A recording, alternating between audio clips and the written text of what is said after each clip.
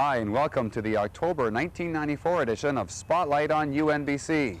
As we aim the spotlight on the start of classes here at the Prince George campus, on this show we'll have a look at the first day of classes, the registration period which came earlier, and the whole process of orienting students with UNBC and with Prince George. Those stories and many more are coming up on this, the October edition of Spotlight on UNBC.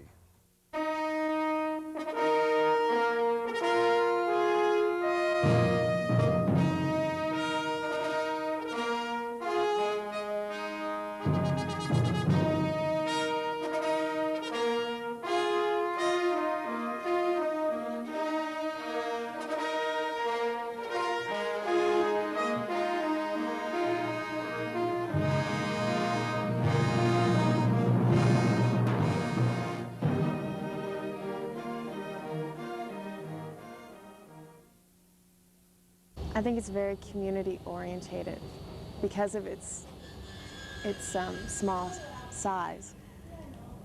You get to meet a lot more people and stay in contact with them, and you develop almost a kind of second family because a lot of people here are first time away from home and don't know anyone, don't know the routine and everything, and it gives you a chance to feel part of something. I found that, I don't know, because the teachers are coming from all over, there's such a diversity that it just only can benefit the student who's not learning from an old boys type school where something's been regimented and you're learning with new techniques and ideas and everybody's wanting to pioneer in this new university.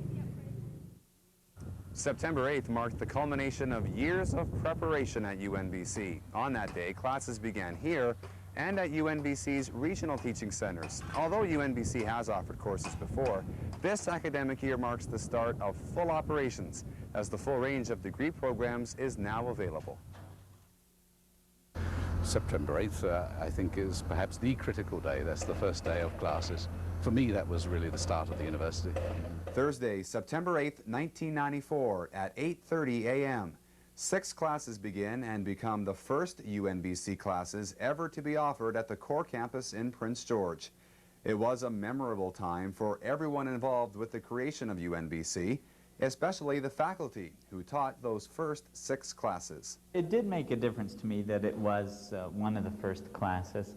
Last year, even in the Quick Start program, I was one of the first classes there, and that one was a Saturday morning, which involved a distance component, and that was a significant event for UNBC, and I was proud to be part of that portion, and it was nice for me that this was one of the first classes as well of the institution up on the hill, and so there was a difference to it for me as opposed to simply being just one of the first classes that I was offering in the campus. Why? Well, you certainly get attached to the whole project. As you know, myself and my colleague Judy Wan in the Business Administration program, we were one of the first faculty that were on board with UNBC coming last June, 93. And so I guess there's some ownership involved, or feeling of ownership, and so there was some significance, I felt, being one of the first classes. Well, I think it didn't matter that it was the first class taught here. I think everybody that got in and finally did their first class would probably feel the same. I've been here for a year, we've been planning for a year, and we finally got ourselves to the point where we have students in the classes, and all of the waiting and wondering is over now. So we don't have to worry about whether or not we're going to have enough students to run our classes, whether or not the programs will be viable, and all of those things are things of the past almost now. The very first class, I have to admit, when I left that class, I was really high. I left and I felt really, really good for the rest of the week, and it carried on into the next week. It makes a big difference because you're now, all of the work that you've been leading up to has meaning, because you've got pairs of ears that have come to listen to what you have to say.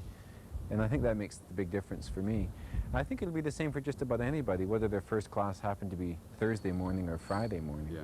It's kind of neat to be one of the first 6, though, because only 6 people can be in the first 6, so we get to no one else can claim it. I suspect that the nervousness existed on both sides of the fence. Students coming to a new institution are wondering what is their professor going to be like up there in front of the classroom, and from the perspective of a faculty member, you're wondering, what is the student body going to be like? Is it going to be like my previous institution or institutions? It's a new university, whole new students, and I think everybody felt a bit of nervousness about that. I was very pleased that first day. I think within 10 minutes into the class, it felt very natural and comfortable. The students strike me as being a group which exhibits the characteristics of some of the better classes that I've taught. They are eager, attentive, and that makes, of course, your job a lot easier and a lot more enjoyable. When you're trying to plan, for the laboratory facility, you don't know how many burettes to buy, you don't know how many pH meters to buy.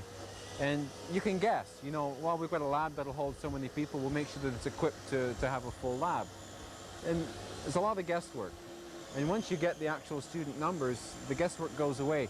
And I'm happy to say that we can now justify a lot of the decisions that we've made, because we can say, you see, we anticipated this many students, and they're here now, so we're on track.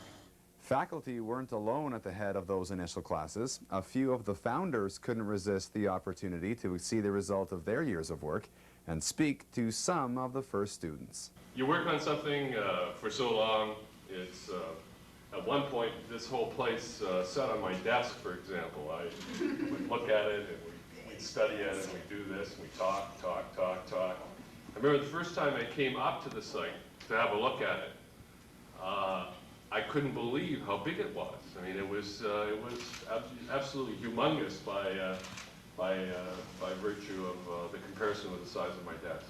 But anyway, you're the people that this place was built for, and your shining faces here this morning is part of my reward. Now the students frame this university to a very large degree, along with the faculty, of course, and the staff.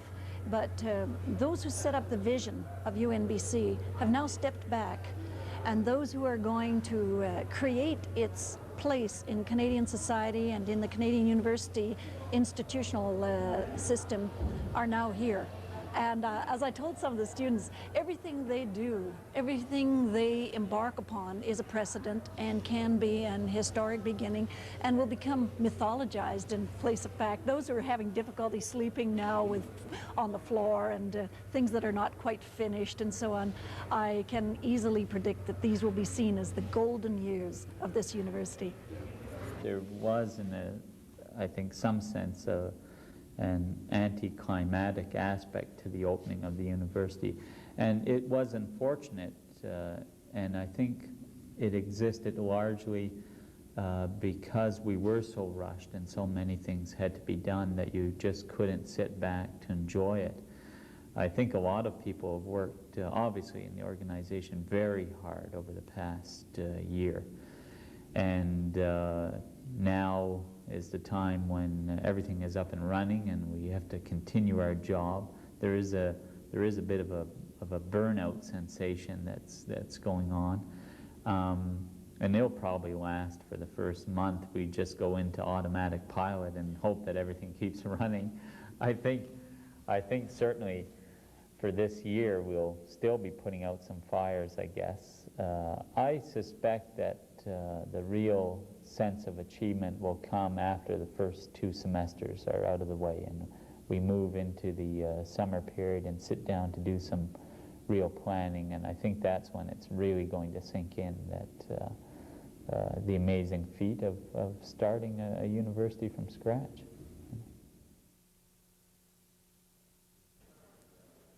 Before classes could begin, students had to sign up for all of their classes. For the first week of September, this area, the Student Services Street, was full of faculty and full of students as the all-important process of getting the right classes began.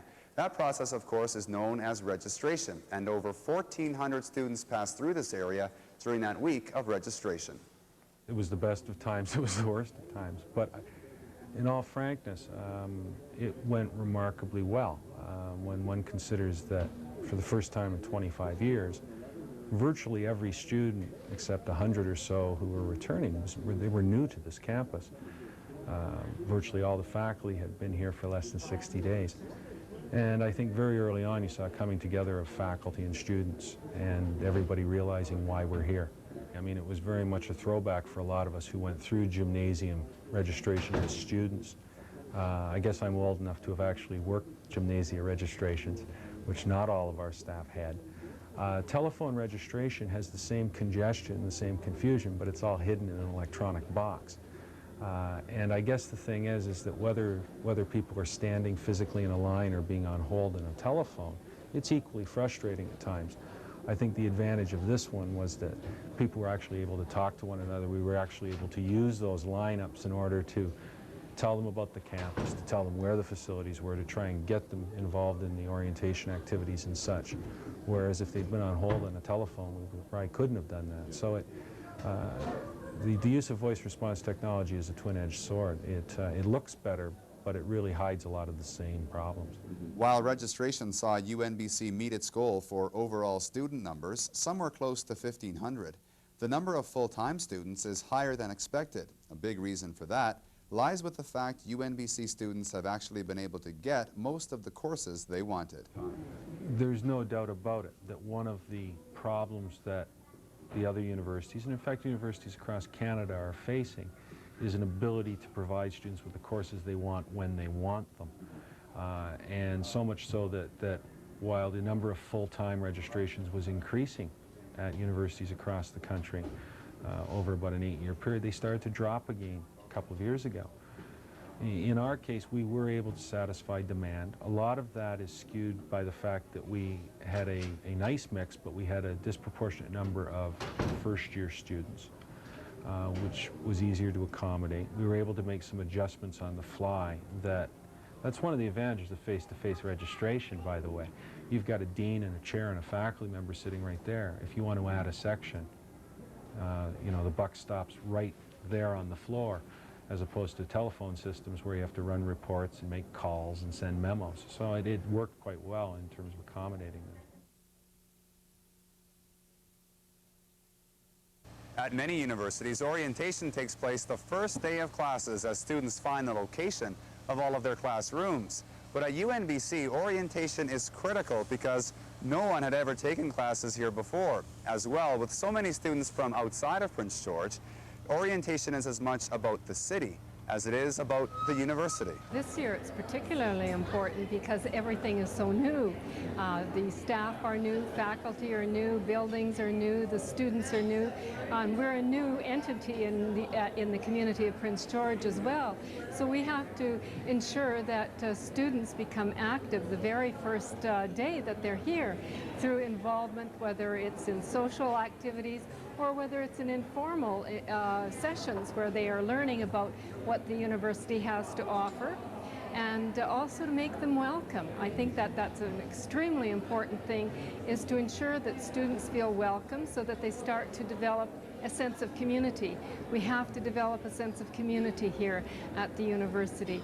It's not just enough to provide really beautiful physical plant and physical surroundings, but we have to develop an environment that's conducive to ensuring that people feel very welcome and that they're going to be able to enjoy their stay here. University is much more than just being in the classroom. It's much more than just the textbooks and the professors. It means being involved with everything around the environment. The social activities, also looking at the health and well-being, the fitness and recreation, looking at study skills and learning strategies for the students. So there are a number of things that are very important in orientation. Orientation is more than just the activities where there's a fun time. We're also building our links with the community, which is extremely important, and it will go on for years. It won't be just this year. The orientation has been special because it's new, but next year it will be a different kind of orientation, but it'll be as active, and the participation of the community will be such that we will, I don't believe in Prince George it will ever be eliminated. I think that the community will always be involved. I see people coming up who are not faculty, who are not staff or students. People from the community are interested in the university. They come up on the bus, on the transit system. They come and they sit in this very cafeteria, enjoy the lunch, and participate with the faculty and staff. And I think that's wonderful. I think that the community should include themselves in activity up here and come and see what the campus is all about. And I think that they're welcome, and they should always be up here, mingling with the students, eating in the cafeteria, enjoying it. Even though classes have begun and students are now outnumbering construction workers on Cranbrook Hill, hard hats and steel-toe boots are still very evident on campus. In fact, throughout September, over 200 workers were still on site daily, working primarily on the Administration Faculty Building and the Conference and Fitness Center.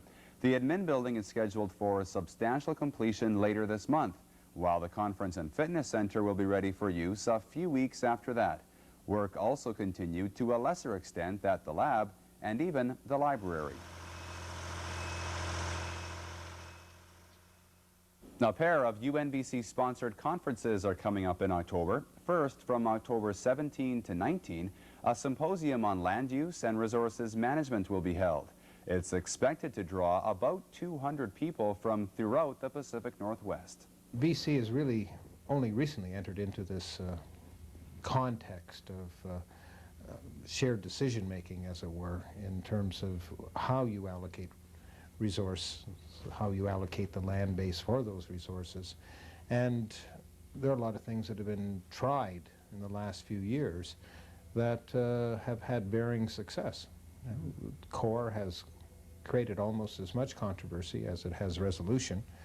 It's important to find out what elements of the CORE process might be modified so that you can avoid some of the conflict that was generated as a result of the process. What is unavoidable? What sort of things simply have to be taken as givens whenever you involve various segments of the public in a process of looking at issues and helping to resolve issues? As more people and more perspectives become involved in land use decision-making, the process becomes more complex. What works, what doesn't, and how can conflict be averted in the future? That's what this symposium is all about. Without the conflict, we wouldn't be experimenting with mechanisms to involve the public in land use decisions. I think conflict was the generating component of what we're looking at now, whether it be land and resource management plans, or whether it be local resource use plans, or whether it be CORE, or whether it be protected area strategy. And you go down the list, there are a number of things that are ongoing right now, all of which have incorporated a component of public involvement in the process of looking at the issues. Then, at the end of the month, the UNBC English program will be hosting a conference focusing on post-nationalism and regional literature. We will be dealing with a number of important issues such as BC as a region, reconstructed landscapes, how Canada is becoming increasingly more international. We're also trying to get away from the idea of nationalism and exploring different issues such as the notion of post-nationalism, the industrialization of various societies, Canada's links to the large community, and how this is being explored in contemporary writing. UNBC political science professor Greg Peltzer will be off to Russia this month to work on two separate projects. First, an exchange agreement is being sought with UNBC and Yakut State University in northern Russia. And secondly, Dr. Peltzer has been selected to a research team which will examine both the social and political problems of Aboriginal peoples in Russia during this recent period of political upheaval. Broadly speaking, we're looking at social change, political change, especially in terms of Aboriginal self-government, and economic change as Russia tries to move to some kind of a market economy. And from the previous trip that we went on last year, it appears Aboriginal communities have been faring very badly in the northern Russian regions. On the fundraising front, additional monies are being added to UNBC's Scholarship and Bursary Fund, the North to the Future campaign. The most recent contribution has come courtesy of the BC Rail group of companies to the tune of $50,000. What could better illustrate how far this town has come than the presence of a fully accredited university? I'm sure you're all very proud of UNBC, and as a major employer here, so are we. Not only will the students bring a special vitality to the city, they'll also provide a core of human resources that the BCR group of companies can draw on in the future. Tonight, the BCR group is pleased to announce that we have made a contribution of $50,000 to establish a scholarship endowment for the university. BC Rail is one of our founding donors. You were among the first companies to lend corporate support and commit funding. You no doubt appreciate that in the competitive universe of fundraising, your leadership in supporting us was extremely important to us in the campaign. In addition to this, BC Rail gave us some very innovative support in providing free transportation to some lower mainland students. This made it possible for them to visit Prince George, to tour the campus, meet some faculty, and decide whether or not to attend. And many of them did indeed decide to attend. It was a very solid public relations effort for us, and I want to acknowledge that it would only have been possible through your assistance. An unveiling of a different sort took place at the end of August during Summerfest in Prince George. 4 local artists were each commissioned to paint 1/4 of a large mural commemorating the opening of the Prince George campus. The impressive result showcases the work of some well-known local talent. Well, first off, I was very honored to be selected as one of the 4 artists from Prince George to be part of this.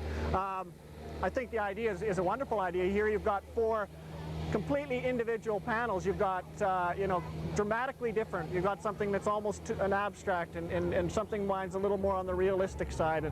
And I think it's a wonderful project that, you know, that you have such a variety of artwork and you know, to be involved in it's been a great thrill. Have you done anything like this before? No, the biggest painting I've ever done prior to this was about half this size.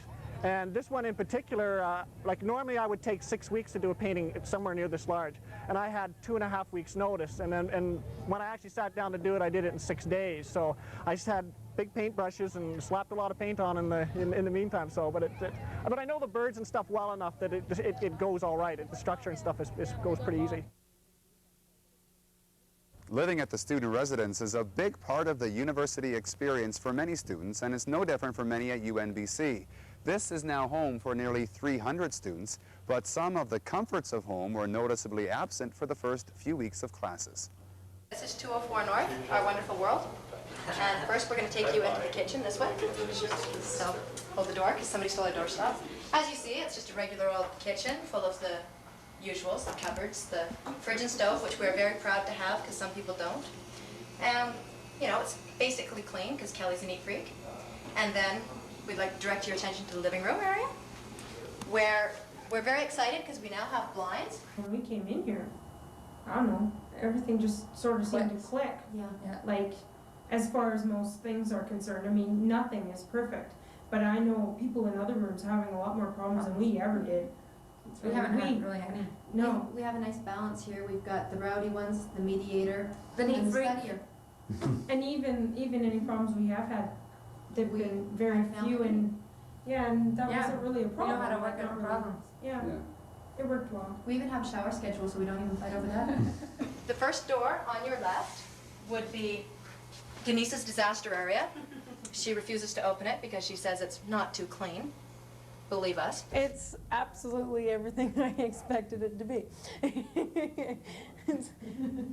I'm not really into going out to parties. No, I'm the one that we had the big discussion about tonight because I want to study. So that's me. Well, we're only at university. Who needs classes? Oh, I don't mind. Like, I like residence because of the people you meet here.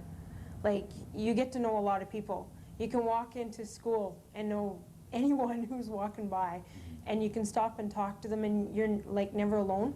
You always have someone around, and that's really good. I think that for that point, residence has done me a lot of good. Then we proceed down the hall to Christie's castle, and it's always clean. Check out the poster. We all like the poster. It's fine. It's just I miss my family since I've been with them for the past 18 years. But no, it's no problem living by myself. Then to your right, we have the bathroom. Oh, show all the bathroom features like. Oh, we've got some interesting features. We have our own shower room, not to mention our own toilet room. So all four of us can use the bathroom at the same time, which alleviates some tension and some fighting. So we thought that was kind of cute. Then we proceed down the hall and we see Kelly's room. As you can see, she's decorated it quite nicely. It's nice and clean. If you have to leave home, this is your new family in a sense? Well, yeah, we had a family meeting this evening. No, we did. We sat around, the four of us, and had a little family meeting. A couple people came on the door and surrounding our meeting. Go away, please. Yeah, I got homesick a couple times. They only last for a little bit because Kristen's always there for a hug, but my room is full of pictures now. And then there's my pigsty down here, which my mother would freak out if she saw it. Well, actually, no, she'd just expect it because this is what my room usually looked like at home. So as you can see, we've adjusted fairly well to university life. Providing on-campus housing in the residence has been only one part of the effort to provide enough accommodation for students. In fact, a majority of the students from outside of Prince George have found accommodation off campus. I think we've had I know we've had a fantastic response from the community of Prince George for off-campus housing. We had upwards to 1,000 listings, which is phenomenal. It's probably one of the best off-campus housing lists that I've ever seen. And I think people of Prince George should be commended for doing such a good job and opening up their homes to students that we have coming from different parts of British Columbia and further away. We've got students all the way from Europe and as far south as Australia. So we've seen all sorts of different individuals move into Prince George to come to the new university. Thank you for tuning in to the October 1994 edition of Spotlight on UNBC. Tune in next month to find out more of what's happening at the University of Northern British Columbia.